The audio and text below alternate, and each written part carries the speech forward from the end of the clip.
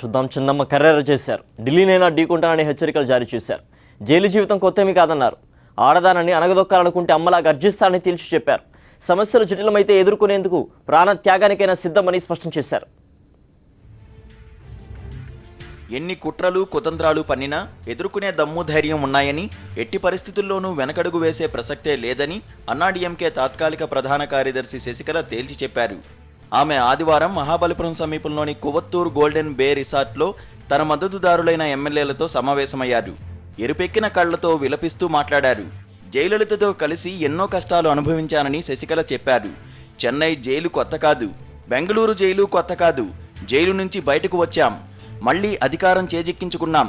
మహిళ అనుకుని భయపెట్టి అనగదొక్కాలని చూస్తే అమ్మలాగే నేను కూడా ఢిల్లీని ఢీకొట్టేందుకు సిద్ధమని శశికళ తేల్చి చెప్పారు. ఎమ్మెల్యేలను ఎవరూ బంధించలేదని, వారి వారి ఇష్టపూర్వకంగానే ఉన్నారని, ఎమ్మెల్యేలు వారి కుటుంబ సభ్యులతో టచ్లోనే ఉన్నారని తెలిపారు. எந்தவித சின்ன இந்த அரசுக்கு பங்கம் வந்துவிடக்கூடாது என்பதில் எவ்வளவு முனைப்பாக இருக்கிறார்கள் என்பதை நீங்கள் இங்கே பார்த்தீர்கள். அவர்கள் குடும்பத்தாரை, சின்ன குழந்தைகள் உள்ளவர்களும் இங்கே பெண்கள் இருக்கிறார்கள். வந்தவுடன் என்னிடம் சொன்னார்கள், உங்களுடைய பெண் குழந்தையை தூக்கி கொண்டு போய்விடுவோம் என்றெல்லாம் மிரட்டுகிறார்கள். అమ్మ చేతుల మీదుగా మహాశక్తిగా అవతరించిన అన్నాడీఎంకేను కాపాడుకోవాలనే ఒకే ఉద్దేశంతో మీ దగ్గరకు వచ్చానని ఎమ్మెల్యేలకు స్పష్టం చేశారు. ఇక్కడున్న మీరంతా సింహాలే, మీతో పాటు నేను ఒక సింహమే. భయపెట్టడం తప్ప మనల్ని ఎవరూ ఏమీ చేయలేరు. అయితే మన జాగ్రత్తలో మనం ఉండాలి.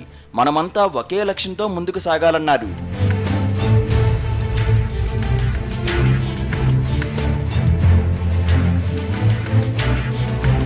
తమిళ ప్రజల సంక్షేమమే లక్ష్యంగా అమ్మ అధికారాన్ని మనకు అప్పగించి వెళ్లారు. దీన్ని కాపాడుకోవాల్సిన బాధ్యత మనందరిపైన ఉంది.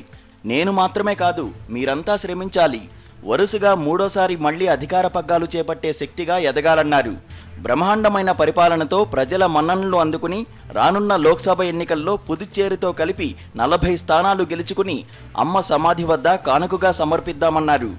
ఇందుకోసం అమ్మ ముందుగానే తగిన పథకాలు రచించారని, అయితే మన చేతితో మన కళ్లనే పొడిచే విధంగా పన్నీర్ సెల్వం కుట్రలు పన్ని పార్టీకి కలంకం తెచ్చారని మండిపడ్డారు. నమ్మకం, విధేయత అని చెప్పుకుంటూ ఇప్పుడు ఎందుకోసం తిరుగుబాటు చేశారని పన్నీర్పై ఆగ్రహం వ్యక్తం చేశారు శశికళ. సమస్యలు జటిలమైతే ఎదుర్కొనేందుకు ప్రాణత్యాగానికైనా సిద్ధమని శశికళ స్పష్టం చేశారు.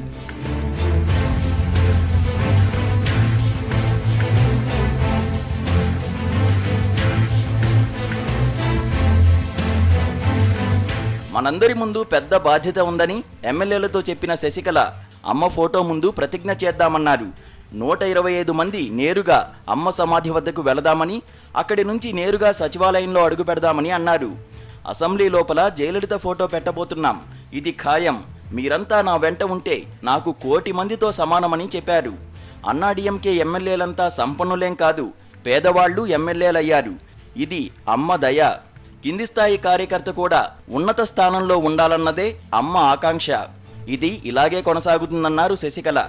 అన్నాడీఎంకేను చీల్చేందుకు ప్రతిపక్ష డీఎంకే ఎన్ని కుట్రలు చేసినా ఎదుర్కొందామని అన్నారు. మనమంతా ఒకటిగా ఉందామని ఎమ్మెల్యేలకు శశికళ పిలుపునిచ్చారు.